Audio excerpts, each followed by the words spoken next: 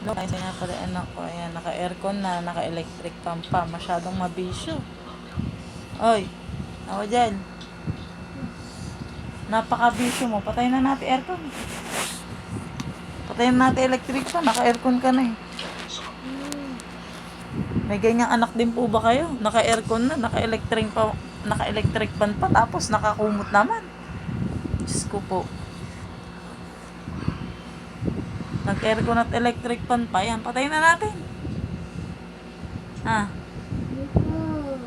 Ano ipapatayin natin, aircon o electric fan? Patayin lahat. Bakit? Eh, naka-kumot ka naman.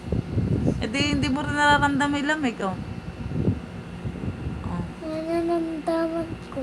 Nararamdaman ko, nakakumot ka nga. Gagawin ko na ito. Oh, sige, tanggalin mo, ha.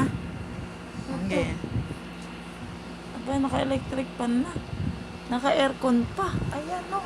Mga mare, oh. Oh, kapaka-bisyo ng batang iri, ayaw. Oh.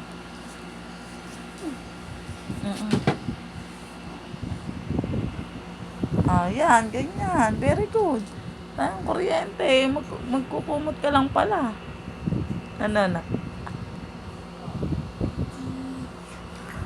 Ano? Ano yung masasabi mo? Adidi na ako. Giniginaw ka na? Namatay na natin? Ayoko. Nagtitigis na ako.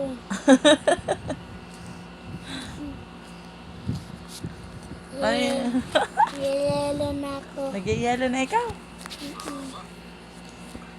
Kailangan ko na matumot. Oh, matulog ka na. Ayoko.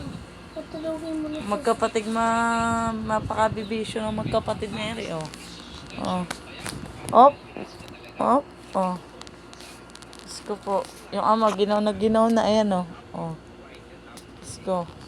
May ganyan din ba kayo? Relate na relate ba kayo mga mare? Oh. Baka mahulog.